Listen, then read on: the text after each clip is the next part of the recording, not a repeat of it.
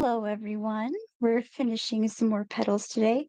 I don't know if we'll finish all five because they do take a minute. But where we left off, we were about halfway through the third petal. 1, 2, 3, 5, 6, 18.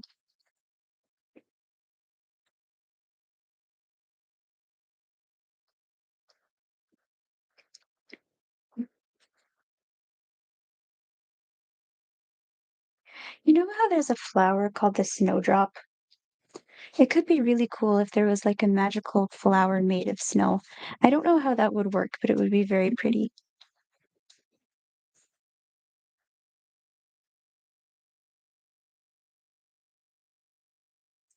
Getting some things ready.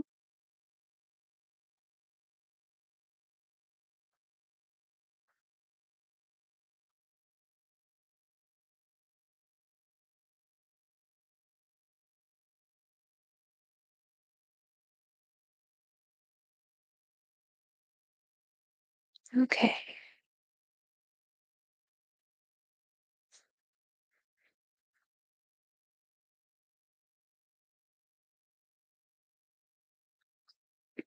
I'm curious about why they're called snowdrops. They don't really look like drops to me, but they are very, very pretty.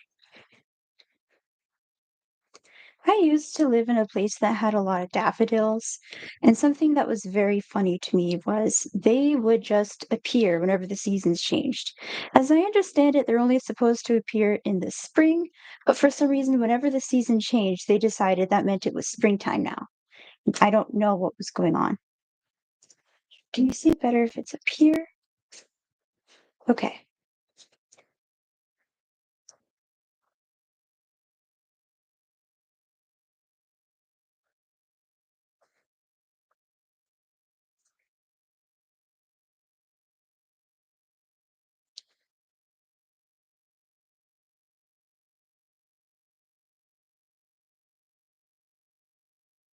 I don't really like to be cold, but I do think wintertime looks really pretty.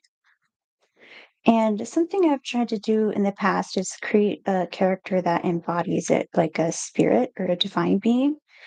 And something I'm having a little trouble with, I don't want to just do like a person made of ice. I feel like everyone's done that before. That's kind of boring.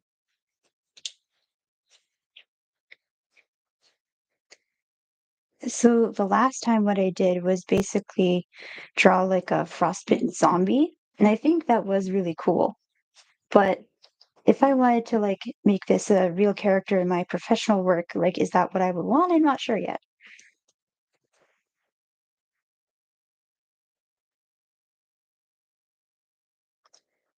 I might try learning more about what kinds of animals live in the cold, like Arctic foxes, or what are the birds like that live in super cold places? I wouldn't want this character to be all animal, but it could be interesting to give them features of one, or even just like hair that looks kind of like fur, for example.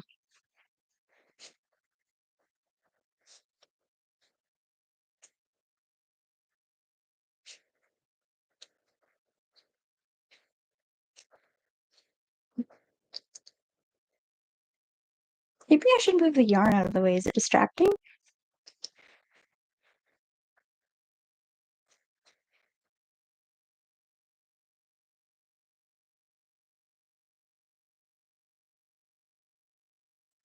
Yesterday, I was researching cat breeds and I found out some very interesting things. For example, the American Shorthair is especially known for having a broad face with round cheeks. The paws are also known for being round. They typically have a strong body, but can easily become overweight.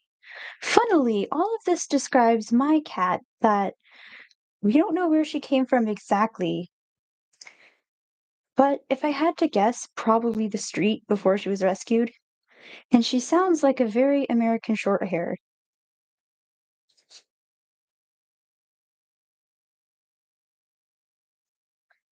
I think it might help if I moved the camera up, like just higher up physically. Hold on a minute.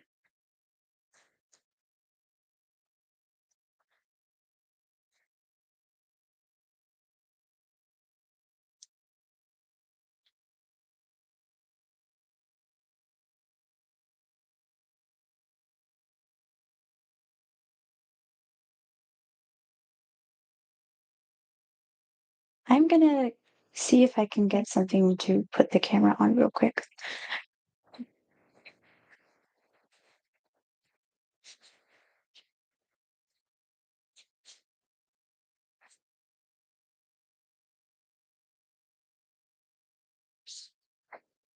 I'll try this very large Impressionism textbook.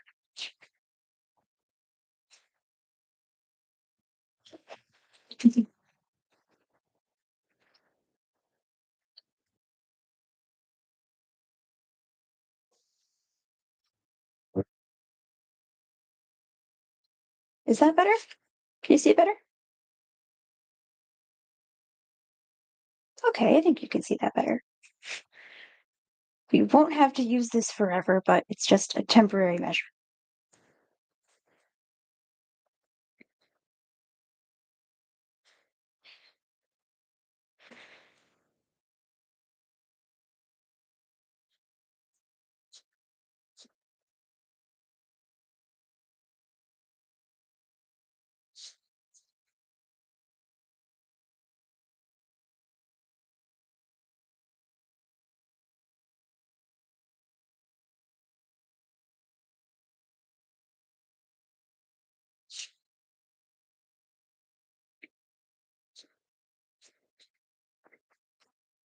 Apparently, OC cats, which my other cat is an OC cat, they tend to love companionship.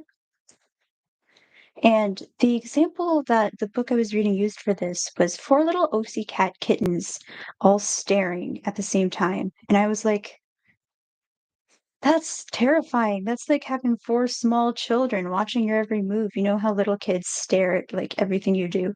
They do that if you don't know. Imagine that, but as cats that climb on everything and get into everything.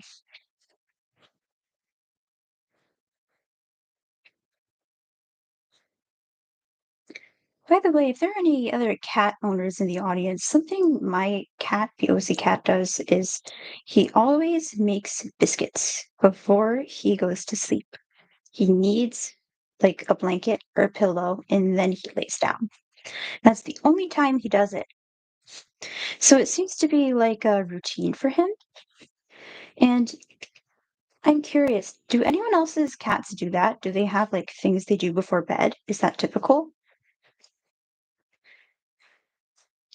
This is only like my second cat ever, so I don't know every single thing they do.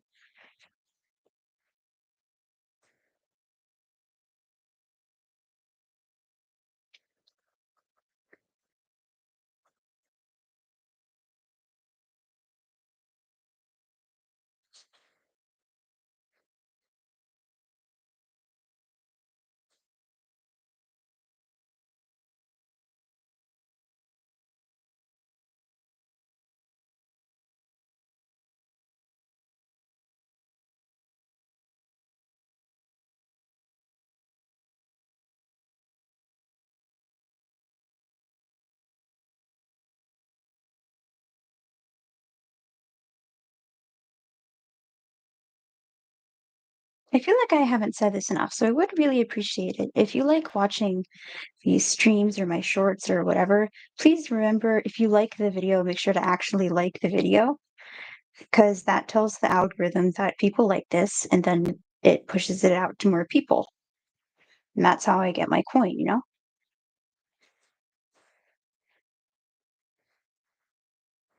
It also helps to just make sure you're subscribed. Like it's happened to me for like multiple weeks. I thought I was subscribed to Cottontail VA, and then she was doing her little reminder to subscribe. And I checked, and nope. So I subscribed then.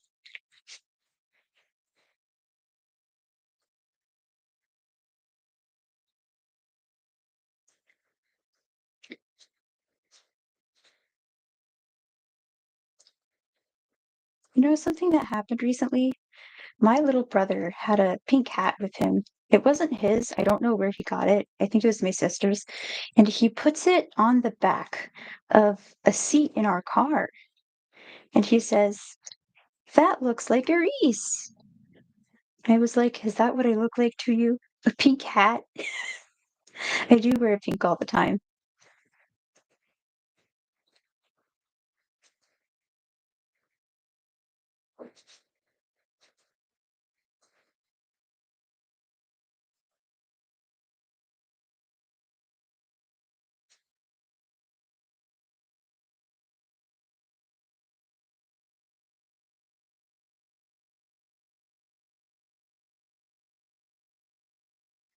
Sometimes I wonder, like, I don't think authors generally consume a lot of the content that gets made around their books. Like maybe it's like it messes with their writing voice or it can be intimidating, things like that. But I wonder if they would go and look at that stuff once their series is over, or even if they're just writing one book, maybe once they're done writing that book, just to see what people thought about it or what they took away from it.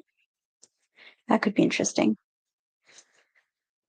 I think there might be a typo in this pattern because in one row it says single crochet next to then two single crochet in the next stitch around. So in that row you're increasing and you're going up to 24 stitches. But then the next time it's asking you to increase all around, it says to single crochet the next four, then two single crochet the next one around. And that I've done that the last couple petals, and that gave me the wrong number of stitches. You're supposed to end up with 30. So I think it might mean single crochet in the next 3 stitches, and then 2 single crochet in the one after that. That's what I tried this round, so let's count them and see. 1, 2, 3, 4, 5, 6, 7, 8, 9, 12, 15, 18, 21, 24, 27, 30. Let's go!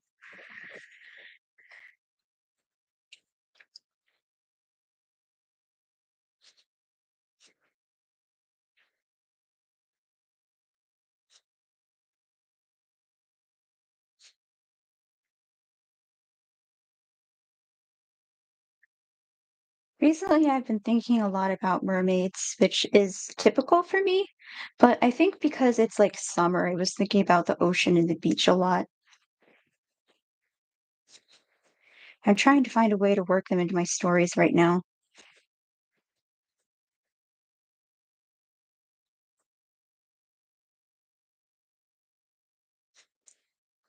That's right, I said stories plural.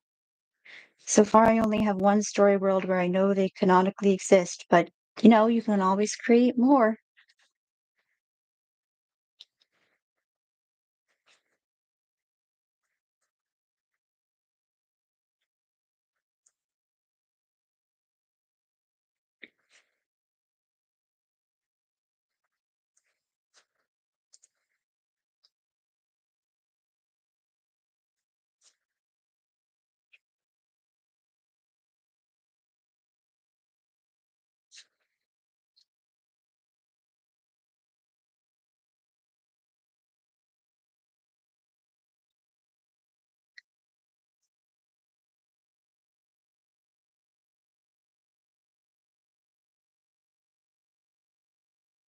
I feel like I kind of summoned something into existence.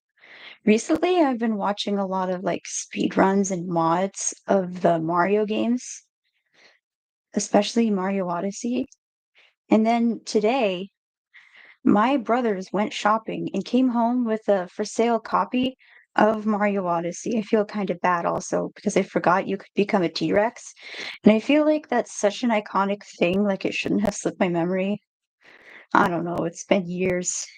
It was a failure on my part.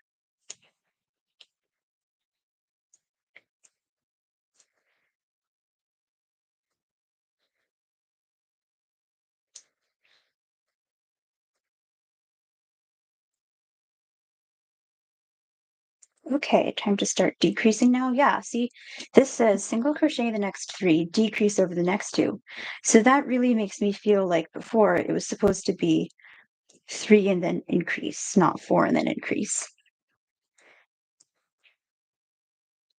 And this happens, it's normal to have the occasional typo. Just make sure you check for them.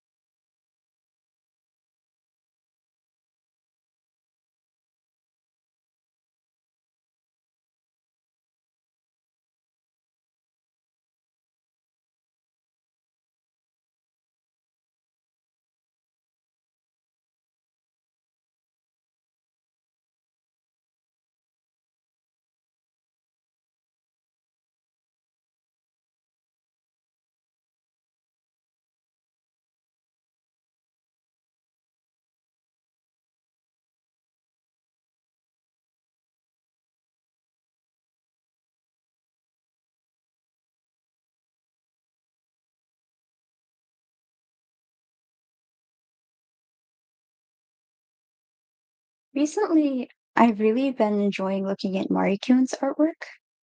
I love how it looks like really flat, like 2D, but everything is so colorful. She uses really thick lines, at least on the outside, but then the eyes will be super shiny. It's really cute and fun.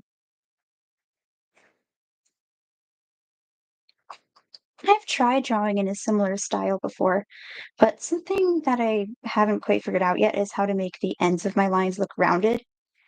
Because a lot of times, at least with the brush pens I'm using right now, when I try to do the thick lines that taper to a corner or to the end, a lot of times those ends end up looking very sharp, and that's not really what I'm going for.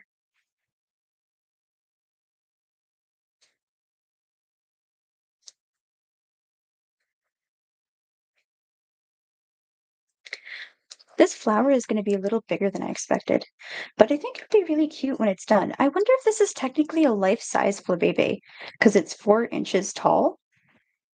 I haven't measured it, but once it's all done, maybe we could measure just the body.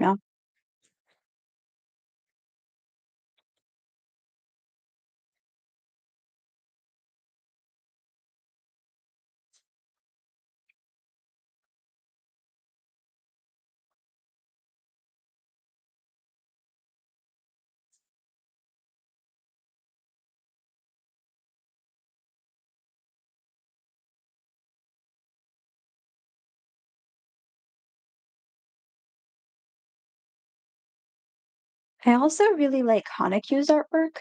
I might have mentioned it on here before, but I don't think I've gone into detail. Something I really like about her art is it almost looks like a painting, but it looks super shiny as well. Like there's no smooth gradient between highlights and shadows, but that's not a criticism. It's something I like about it. It almost reminds me of stained glass or a mosaic.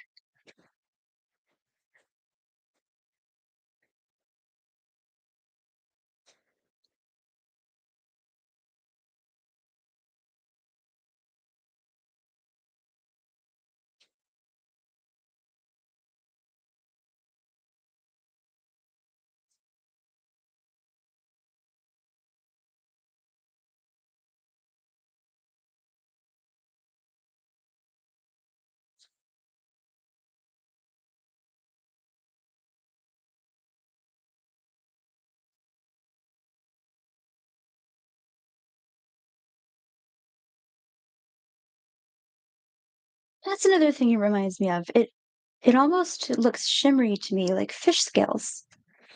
I don't know how she does it, but I really like it. There's also so much detail. I wonder if she takes a lot of breaks when she's working on a big project. Because me, I am not one for all the tiny details, but I like flat colors and simplicity.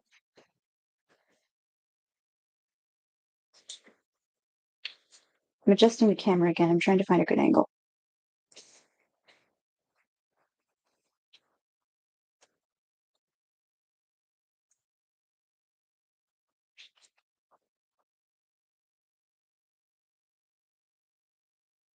This says, so the pattern was made with a crochet hook size F. The size isn't super important to me, but I want to see like how big would it be? I don't know. I think that would make this much bigger.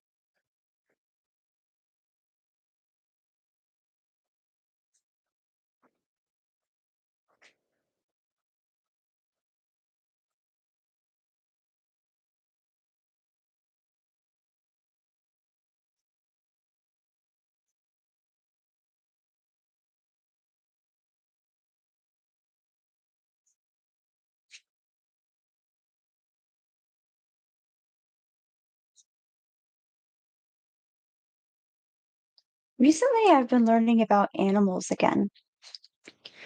I think I mentioned on here there's some kind of shark that can live for a really long time, but I didn't know which it was. Now I know it's the Greenland shark. They can live to be 400 years old. And there's a tree in, I think, Sweden that is like 9,500 years old. I had no idea trees could live that long. That's crazy to me. But it's something I'd love to learn more about. Like, why do some trees live such a long, long time? Why do some animals live such a long, long time?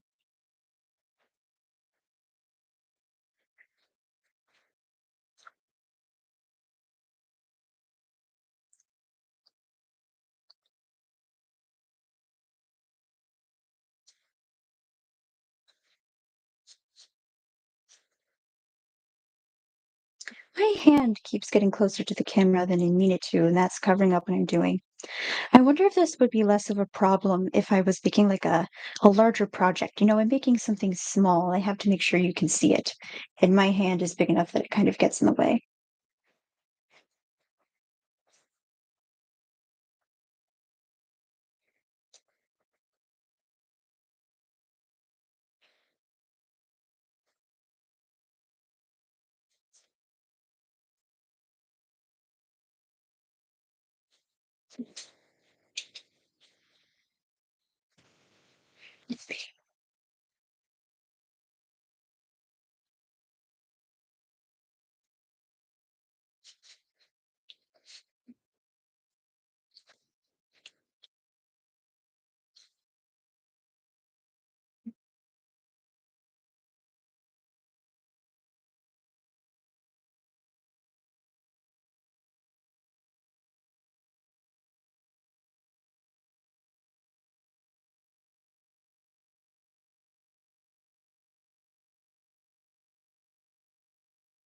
For a long time, I thought whales were the longest lived creature because they can live like 100 years, I think.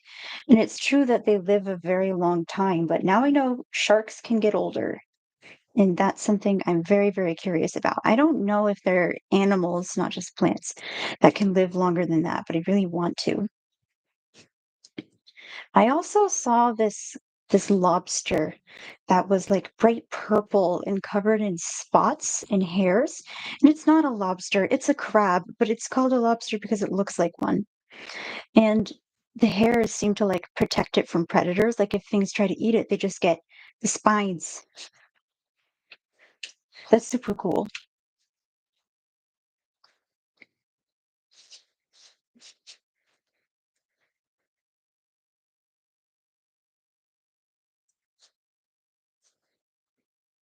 Is this better?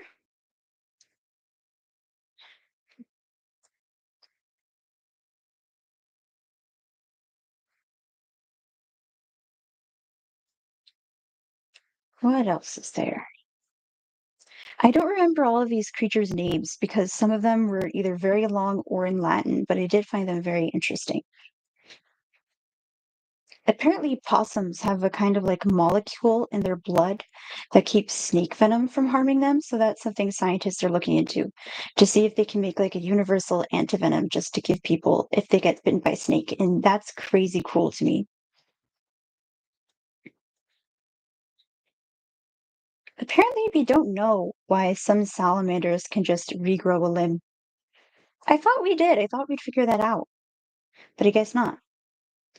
I think we still don't know how axolotls can do it either.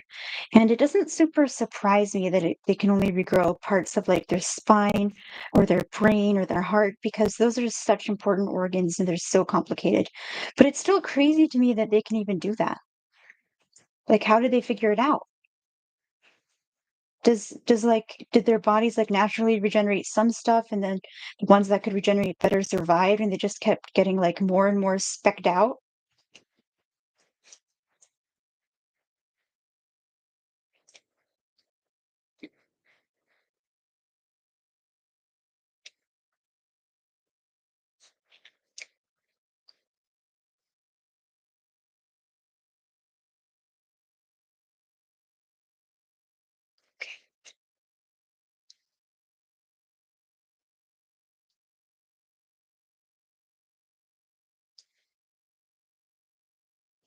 I don't remember exactly which one it is, but I know there's a kind of nudibranch, which is like a blobby organism that lives in the sea, and it has like branches on it. That's how it got its name.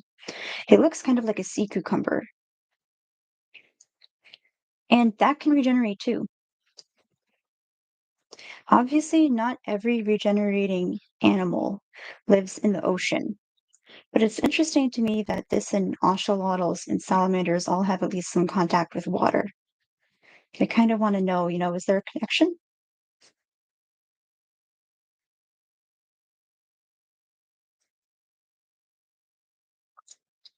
I didn't know that nudie branches were even a thing until a year, 2 years ago. And now I just think they're like some of the coolest animals because they can do such unique things. If you showed me just like a blob creature, at first I probably wouldn't think it was very interesting, but it turns out what they do is really interesting. And I don't know why they're all blobular, but there's probably some kind of evolutionary advantage, like maybe they can fit through small spaces like an octopus.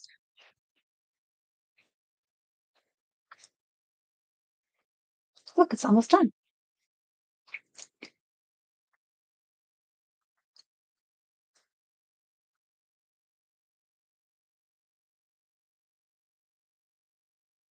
I also wonder what the reason is why so many creatures in the ocean are so brightly colored. Because on land, you don't always see that. Like the vast majority of creatures tend to be like more of browns. They're trying to blend in. And then, like, if you go to like the rainforest or something, then you get like a rainbow of colors. But in the ocean, there's so many bright pink anemones. There are fish that come in like every color imaginable. There are mantis shrimps, which are like every color all the time, and they can see even more colors than humans. There's coral that come in all different kinds of colors. Some of it is naturally white. And I really want to know why, because there is like mud on the ocean floor. It's brown. Some ocean creatures are brown. There's like rocks that are gray and black, but not everything that lives on them is trying to blend in with them. I want to know why that is, because like that's what a lot of animals do is blend in for protection.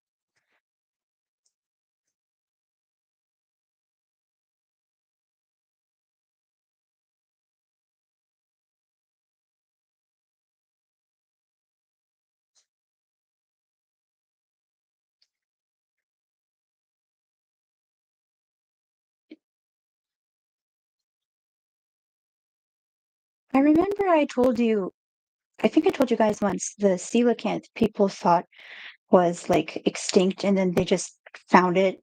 It's here. They're just not very common. They kind of walk on their fins, but I'm not sure if I mentioned that they're very slimy. That's why I don't go looking for them, although that would be very difficult. And that might be how they've survived so long, or at least one reason is because other animals don't like eating them. They're so slimy that the other animals just get grossed out and are like, ew, never mind. That's one way to do it. Just be slimy.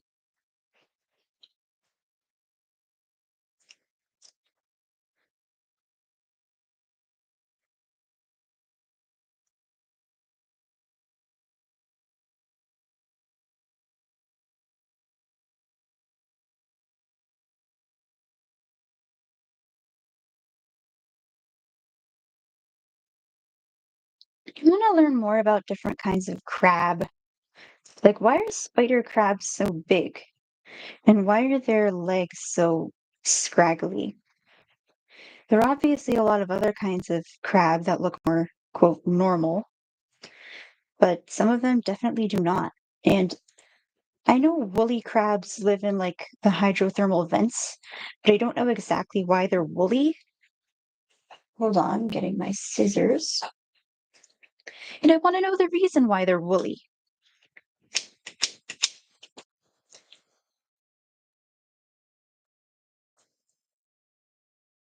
I was Another thing we didn't learn until recently is I think we didn't really discover exoplanets, planets outside of our solar system and stuff until the 90s. I was so surprised. I was reading about that earlier today. And I was like, really? Only until the 90s? Like, once I thought about it, like maybe the technology just took a long time to get there. But because we've discovered so many of them since then, like I grew up hearing about a bunch of planets with that usually are just like named with letters and numbers. And just there's so many of them. I thought we'd just been studying them for a longer time. Okay, petal number 3, all done. Now we can start on number 4.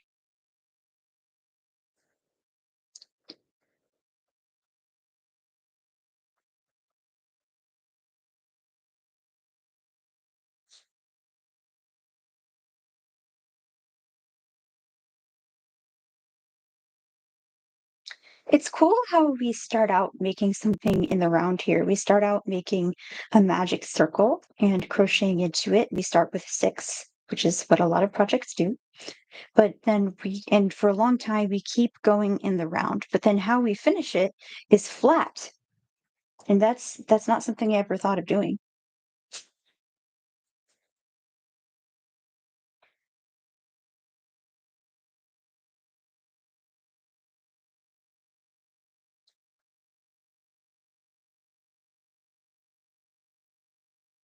You know, a whole new field I learned about astrobiology. I didn't know that was like an actual field that existed, but it's a whole thing you can do where you study what life could be like out in space, or you look for like possibilities of life. How could it be different from us? Could it exist here? And that's really amazing to me. Even if we can't find like physical living things, we can find chemical evidence of it, or we can find the building blocks of life, like on Enceladus. And that's so interesting.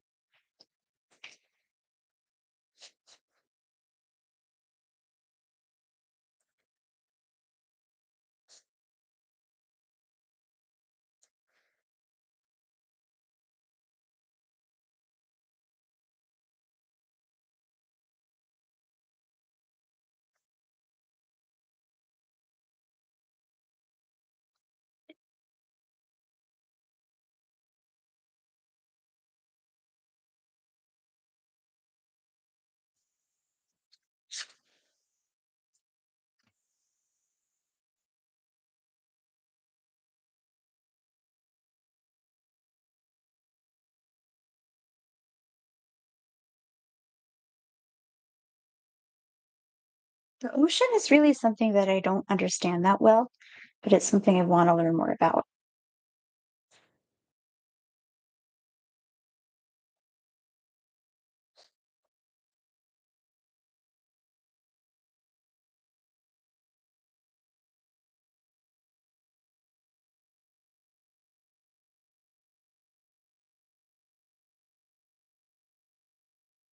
I'm pretty sure life started as like algae in the ocean, and I wonder if it went up or went down because I don't know exactly where in the ocean it lived. And I want to know how did things just go like to the very bottom of the ocean where it's dark, it's cold, there's pressure on you all the time, and they were like, "Yeah, let's live here." And then they started glowing. How did that happen and why?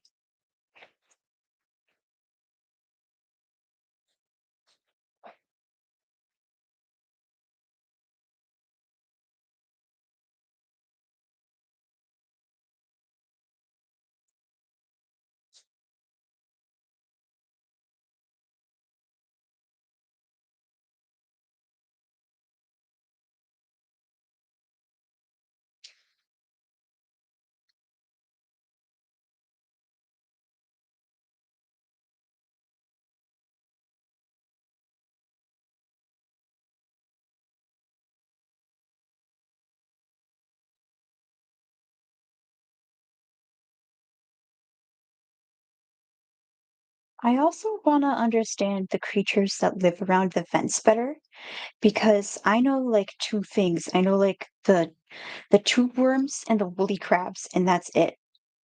But what else is down there? It's so hot down there. I know there's lots of bacteria, but I don't know why. How did things get there? I've seen some theories that maybe life on Earth started with the vents because they spit out a bunch of chemicals and it's warm and there's water, a bunch of things you need to do life as we know it. But I don't think that's been confirmed yet.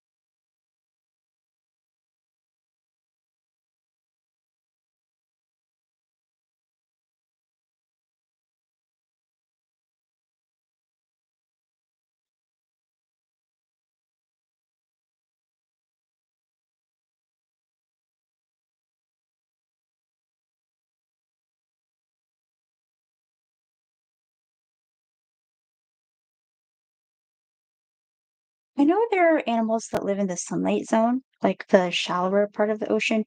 Well, not really shallower, but they live closer to the ocean, like closer to the top of the ocean. And I think some of that is just because it's warmer and there's more light. But I also want to know what else is going on up there because there are lots of creatures that live all the way on the bottom and they just get all the nutrients that float down from all the higher regions. So if animals are living in the part that's close to the air, are they just do they like surface for food? Do they eat other things that live there? I don't know. I don't know.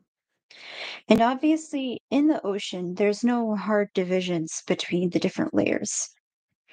There's just like areas where some creatures tend to live and they don't tend to live here versus like in the middle of the ocean. These animals tend to live here, these do not.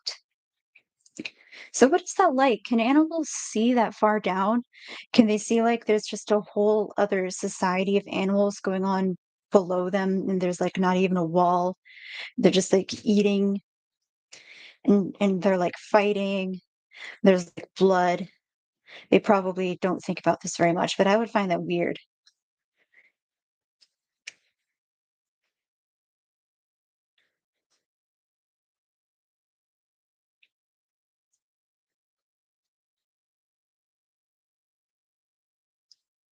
I think you probably can't see the midnight zone from the sunlight zone, but I wonder if you can see some of the twilight zone.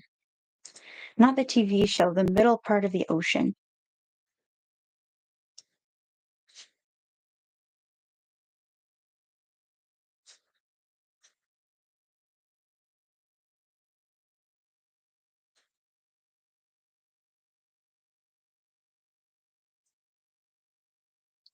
Right, that was another animal that I found interesting. I don't remember what it's called, but it's the kind of like lizard that can shoot blood out of its eyes to scare predators. That sounds like something you would find in a Sun and Moon Pokédex entry, but it's true. And then they have like dried blood all around their eyes, and that keeps them looking scary. And that's really interesting to me because it proves that just like shocking someone and intimidating them works in some cases, even in the animal world. Because animals, similarly to us, are not expecting to see a lizard start shooting blood out of its eyes. They find that gross and then they run away. I know there's like a newt that can fracture its toe bone and then use it as a sharp weapon in a pinch. So I wonder if that's also used to like scare predators. Because if I was like an animal and I was trying to eat a newt and it went I would, like, scream in a way. I would be like, "I'm not eating that. That's sharp. It's gonna stab me. What is it doing?" I think they can, like, heal the bone after, but I'm not sure.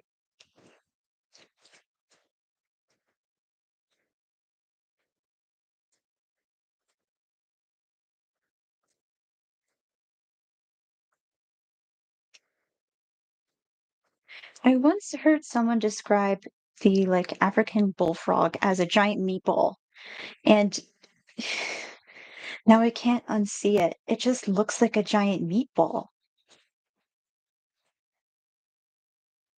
Frogs are so interesting. They have really unique shapes. And their eyes look really different from human eyes. They do a bunch of weird stuff. They stick their hands onto things like this. They can stick out their tongue with precision accuracy and use a touchscreen phone. Look it up, it's true. Their mouths it can open so wide like a muppet. And then some of them are teeny tiny, but they have so much poison they can knock out 10 humans or something. I wonder if that has anything to do with them being small. It probably doesn't, but I wonder if evolutionarily it's well, we're small. Oh, we don't have size to protect us, but we're a little bit poisonous. And then the ones that were the most poisonous kept surviving, and then, they evolved into what they are now.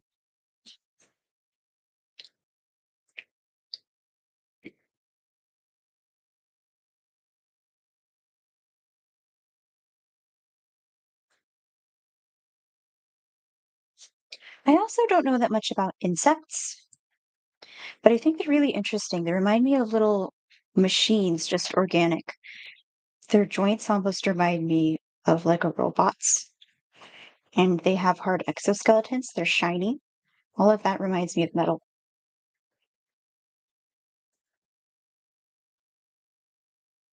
What's the ant that can spit acid? Is that the bullet ant? That's crazy.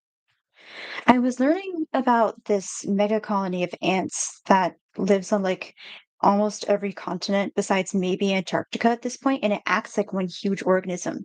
And that's crazy to me because they're so far apart. All these creatures are literally continents apart, but they still act like they're part of the same creature. They're following orders, like they're programmed. And it almost reminded me of a siphonophore, where siphonophores are like a bunch of tiny organisms that move as one, like they all share the same brain. Only with the ants, they physically cannot share the same brain because they aren't all physically connected like a siphonophore. They're like millions of miles apart, but they still do all the same stuff.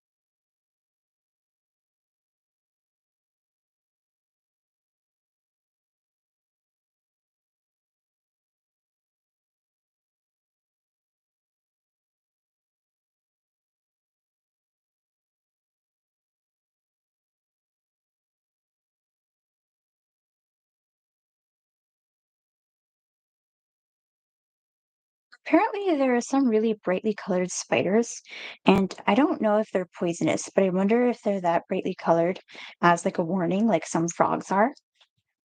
Because I've seen some people call them sparkle muffin or skeletor because of their bright colors, which is funny, but I'm kind of shocked because even with their bright colors, they are still spiders. They frighten me very much. So I'm like, you named the creature Sparkle Muffin?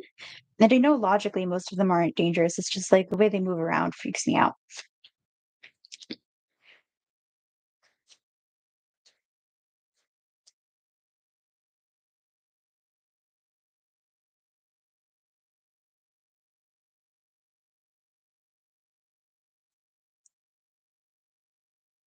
You know what else is interesting? The Antarctic sea spider, which is not a spider.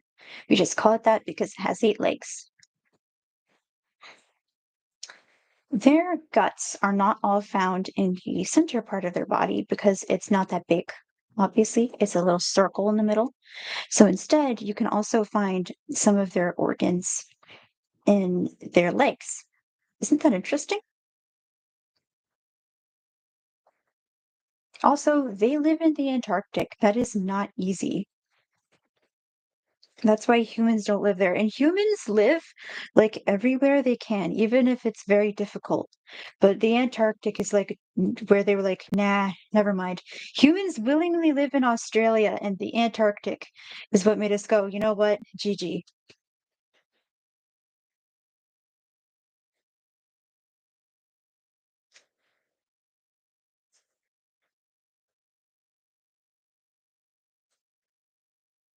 Something else crazy that I learned. Sea stars don't have blood. They have seawater going through their body, and I don't know how it works, but I really want to know how that works. That's crazy.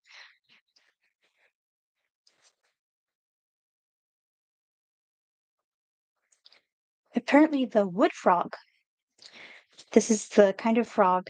I knew there was a frog that could do it, but I didn't know its name until like, yesterday. The wood frog can freeze solid in winter. And how it does that is its body makes proteins that pull the water out of the cells. And then they just like go into suspended animation until it's warm again. And then it like reinflates, but with water and not air, and then it just hops away. Isn't that like how would you even come up with that? How is that possible?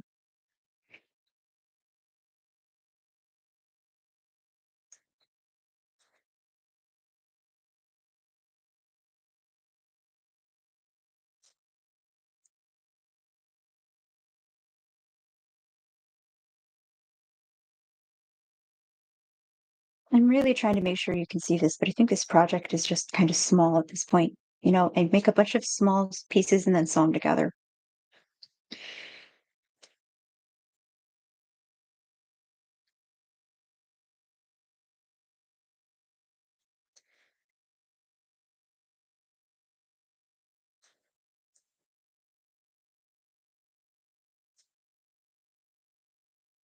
I'm curious about what makes different creatures have different kinds of blood. Like I know the horseshoe crab has like coppery blood, and that's important for some reason, but I don't know what. So how come it's coppery? Like our blood is irony. I wonder why so many things need blood too, because I don't think every single creature on the earth has like a fluid pumping through it, but a lot of them do. So why is that?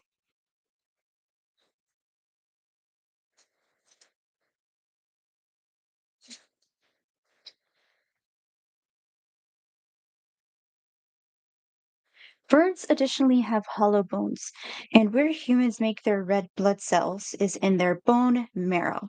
It's spongy in there. So I want to know then, where do birds make it? Is their blood different? Like that's one of the only reasons they can fly is they're light because their bones are less dense. So where's the blood come from?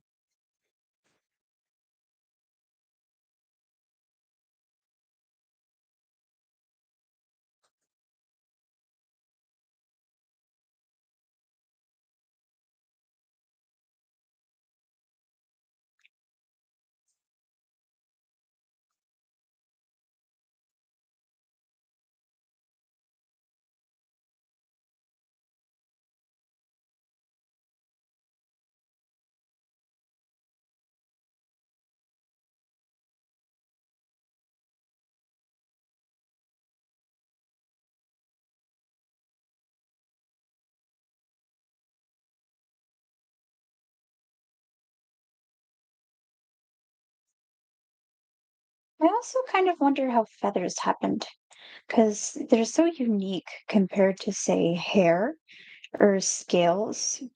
I don't I don't think the single-celled organisms that were the start of life had skin exactly. They were just kind of there.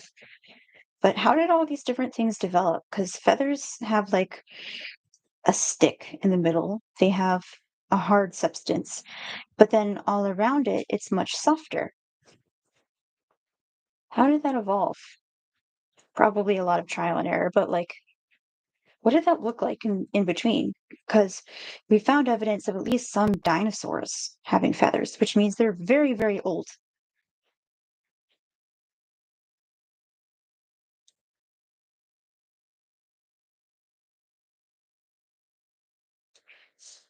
Once we're done this petal, we'll probably be done for today. Speaking of which, how did petals form? Because flowers, we know they existed millions of years ago because magnolias, but also fungi are way older than them. So I can guess that some of them evolved to look really pretty because that makes insects like them better. But is that also why they're so soft, for example? They feel nice, like when I touch them. So is it like trying to look and feel pretty? Like, oh, come get me, come get my pollen and make there more flowers. And it worked.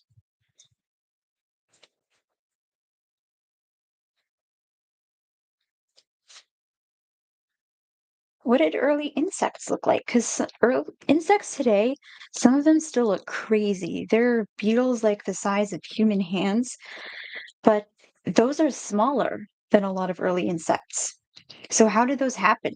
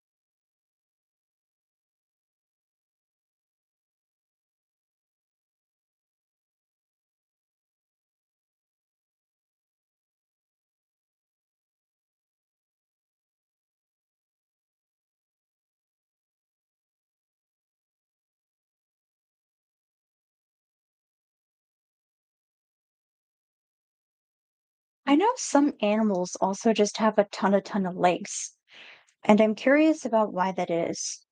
Because they're really short, so does that actually help them move faster, or is it more for like mobility? Does it let them get over things like rocks? Because then you have a lot of animals that just have four legs, and you have humans that have two legs, like even less. So, what are the advantages of all those things?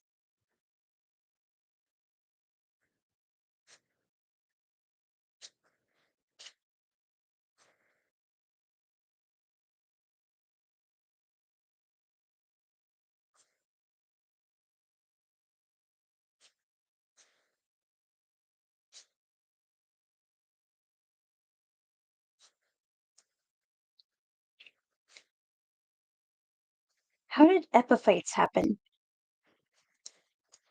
If you don't know, those are creatures that like live on a tree, for example. They don't make their own nutrients, they get it from the thing that they're sitting on. So how did those come about? Because if trees didn't exist for a while, then these probably didn't exist until after the trees happened. So what was there before that? Was there just like proto moss? If like kelp and seaweed and stuff are technically an algae, not a plant. Were they like that, just floating, and then trees happened and they were like, "Hey, we can just get nutrients from here instead of photosynthesizing or something."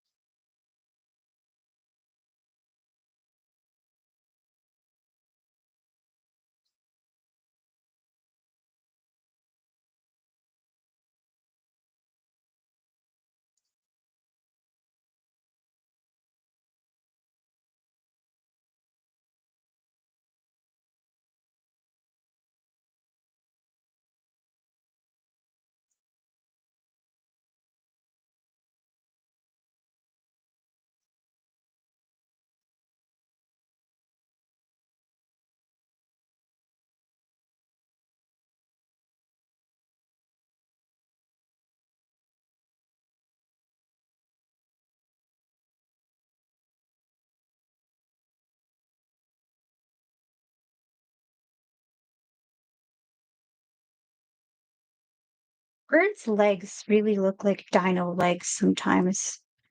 I want to know, like, what makes those useful? What is like these knobby legs that go like backward and they have claws that grip? Like, they're certainly effective at like holding on to branches, but that's not what the vast majority of dinos use them for. Because like there were some dinos that could definitely glide, but most of them didn't fly. That was pterosaurs, which are a different thing. You can tell them apart because pterosaurs are very leathery. Their wings are made of leathery skin, more like a bat than a bird.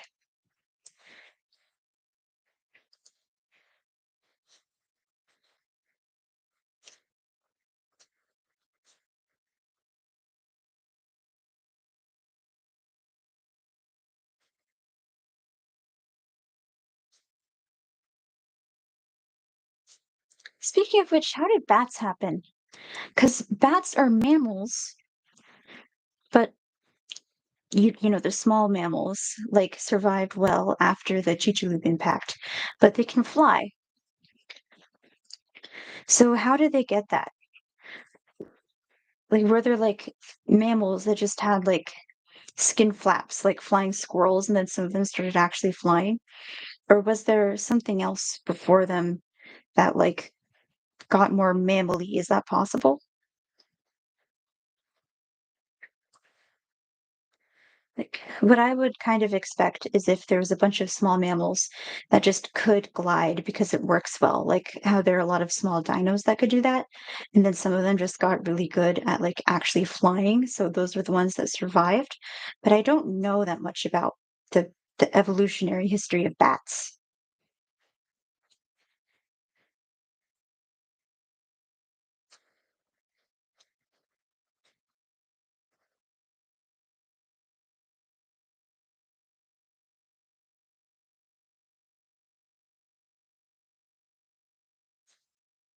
I need to get this down to six. 1, 2, 3, 4, 5, 6, 7, 8, 9.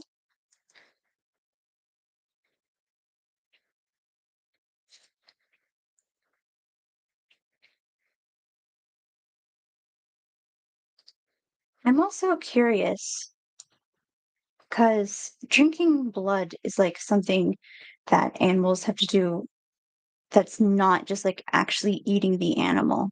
They're not like going up to it and trying to actually kill it. They're just like landing on it and taking a drink. So how did that how did that come about just in the animal world? Were there animals that just like did it for fun and then they got good at it, so they're the ones who survived? Well, animals don't do that much stuff for fun. But I wonder if it's possible that some creatures just like did it to get nutrition and then that turned out to be effective. So the animals that did it just got to survive more.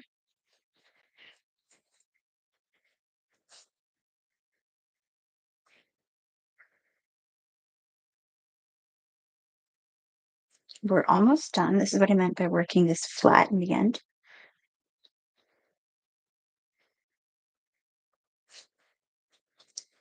Okay.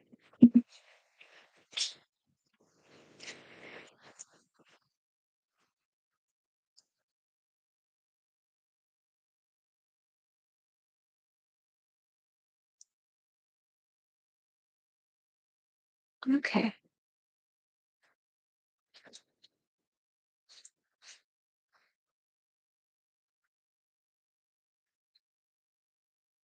There are also some bats that are just really big, and I want to know how. Like, where did they come from? Because being a bigger creature can make you a bigger target, but they can also fly. Maybe that balanced that out.